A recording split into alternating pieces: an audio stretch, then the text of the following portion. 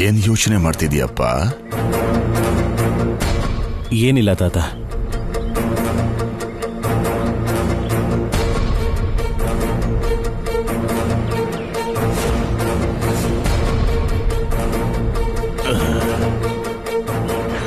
ನಿಮ್ಮಪ್ಪನು ಅಷ್ಟೇ ಏನಾದ್ರೂ ಹೇಳ್ಬೇಕು ಅನ್ಕೊಂಡಾಗ ಇಲ್ಲಿ ಬಂದು ಒಂಟಿಯಾಗಿ ಕೂತ್ಕೊಂಡು ಹೀಗೆ ಯೋಚನೆ ಮಾಡ್ತಿದ್ದ.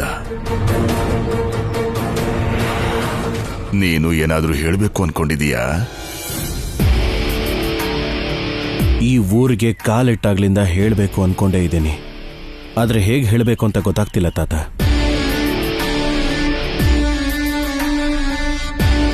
ಏನಿಲ್ಲ ತಾತ. ನಾನು ಅಷ್ಟೇ ನಿಮ್ಮ ಅಪ್ಪಂಗೇನಾದ್ರೂ ಹೇಳ್ಬೇಕು ಅನ್ಕೊಂಡಾಗ ಇಲ್ಲಿ ಕರ್ಕೊಂಡು ಬಂದು ಹೇಳ್ತಾ ಇದ್ದೆ.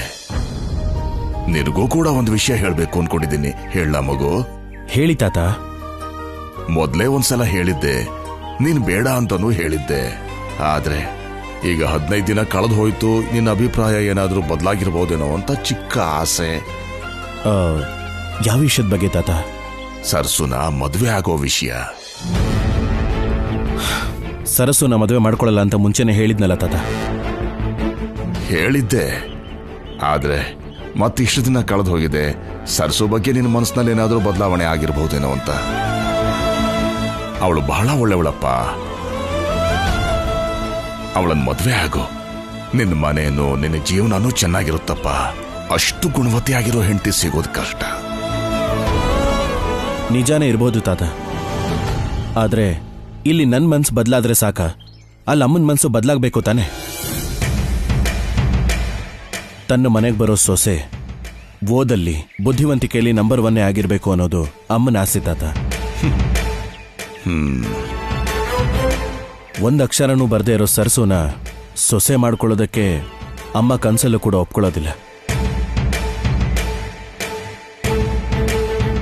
ನೀವಿಷ್ಟು ಹೇಳ್ತಾ ಇದ್ದೀರಾ ಅಂದಮೇಲೆ ಯಾರು ಏನೇ ಅನ್ಕೊಂಡ್ರೂ ಪರವಾಗಿಲ್ಲ ಅಂತ ನೀವು ಹೇಳ್ದ ಹಾಗೆ ಮಾಡ್ಬೋದು ತಾತ. ಆದ್ರೆ ಈಗ ನೀವು ಅಪ್ಪ ದೂರ ಆಗಿರೋ ಹಾಗೆ ನಾನು ಮತ್ತೆ ಅಮ್ಮ ಇಬ್ರು ದೂರ ಆಗ್ಬೇಕಾಗಿ ಬರುತ್ತೆ.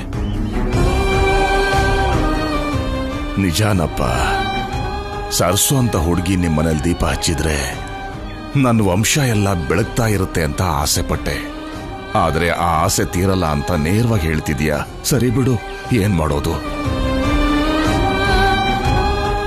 ಆಸೆ ತೀರದೆ ಇದ್ರು ಕರ್ತವ್ಯ ಪೂರ್ತಿ ಮಾಡ್ಬೇಕಲ್ಲ. ನಾನಿನ್ ಎಷ್ಟು ವರ್ಷ ಇರ್ತೀನೋ ಏನೋ. ಅಲ್ಲಿ ಸರ್ಸುಗಂತೂ ಅಪ್ಪನ ಕಡೆಯಿಂದ ಏನೂ ನೆಲೆ ಇಲ್ಲ. ಅದಕ್ಕೆ ನಾನಿರೋವಾಗ್ಲೇ ಸರ್ಸುಗೇನಾದ್ರೂ ಒಂದು ನೆಲೆ ಮಾಡ್ಬೇಕು ಅಂತಿದ್ದೀನಿ.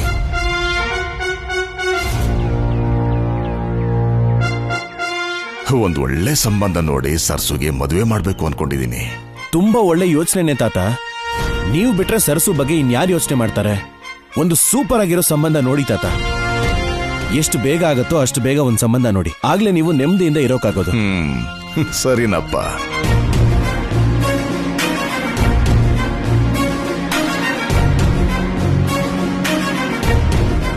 ಅಮ್ಮ, ಸದ್ಯ ಒಂದು ದೊಡ್ಡ ಪ್ರಾಬ್ಲಮ್ ಸಾಲ್ವ್ ಆಯ್ತು.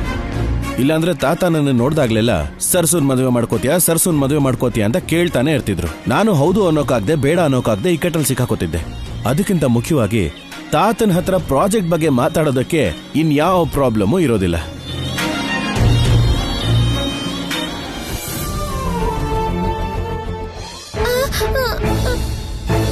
ಚಿನ್ನಿ, ಏನಾಯ್ತು ಚಿನ್ನಿ? ದೇವಸ್ಥಾನಕ್ಕೆ ಹೋಗಿ ಪೂಜೆ ಮುಗಿಸಿದ್ಮೇಲೆ ಮತ್ತೆ ಮನೆಗೆ ಹೋಗ್ಬಿಡೋಣ. ಬಾ ಹೋಗೋಣ. ಬೇಡ ಬೇಡ,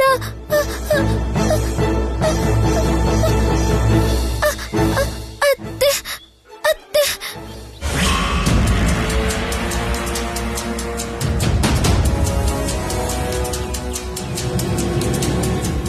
ಚೀಚಿ, ಮುಖ್ಯವಾದ ಕೆಲ್ಸದ ಮೇಲೆ ಹೊರಗಡೆ ಬಂದ್ರೆ ಬೆಳಗ್ಗೆನೇ ಈ ಅಪ್ಶಕುನ ಎದುರುಗಡೆ ಬಂತು. ಇನ್ನೆಲ್ ಕೆಲ್ಸ ಆಗುತ್ತೆ? ಏನೇ ಹಳೆ ಮನೆನೆ ಹೊಸ ಮನೆ ತರ ಮಾಡ್ಕೊಟ್ಟು ಹತ್ರನೇ ಇದ್ದು ನೋಡ್ಕೊಂತಿದಾರಂತಲ್ಲ. ಮತ್ತಿನ್ನೇನ್ ಕೆಲ್ಸ ಇದೆ ಅಂತ ಊರೆಲ್ಲ ಅಲಿತಿದ್ದೀರಾ? ಅಬ್ಬಬ್ಬಬ್ಬಬ್ಬ, ನೋಡೋದಕ್ಕೆ ಏನು ಗೊತ್ತಿಲ್ದಿರೋಗೆ ಎಷ್ಟು ಅಮಾಯಕಳ ತರ ಇರ್ತೀಯ. ಆದ್ರೆ ಮಾಡೋದಲ್ಲ ಕೆಟ್ಟ ಕೆಲ್ಸ, ದೊಡ್ಡ ನಾಟಕ. ಆ ಪಟ್ನದ ಹುಡುಗನ್ ಜೊತೆ ತಿರುಗ್ತಿದ್ದಕ್ಕೆ ಅಲ್ವೇನೆ ನಿನ್ನ ಮನೆಯಿಂದ ಹೊರಗೆ ಹಾಕಿದ್ದು. ಆದ್ರೂ ಅವನ್ ಜೊತೆನೆ ಅದೇ ಮನೆಯಲ್ಲೇ ಉಳ್ಕೊಂಡಿದ್ಯಲ್ಲೇ, ನಾಚಿಕೆ ಹೋಗಲ್ವೇನೆ ನಿನ್ಗೆ? ಅತ್ತೆ ಏನ್ ಮಾತಾಡ್ತಿದ್ದೀರಾ? ಏನೇ ನಿಜ ಅಲ್ವಾ? ಆ ಮುತ್ಕನ್ನ ಅಡ್ಡ ಇಟ್ಕೊಂಡು ನೀವಿಬ್ರು ಆಡ್ತಿರೋ ನಾಟಕ ಅಲ್ಲ ನನಗ್ ಗೊತ್ತು ಕಣೆ. ಸ್ವಂತ ಗಂಡ ಕೂಡ ನೋಡ್ಕೊಳ್ದಿದ್ದಾಗೆ ಎಲ್ಲ ನಿನ್ ಜೊತೆನೆ ಇದ್ದು ನೋಡ್ಕೊಂತಿದಾನಂತಲ್ಲ. ಅಷ್ಟು ಹತ್ರ ಆದ್ನ ನಿನ್ಗೆ?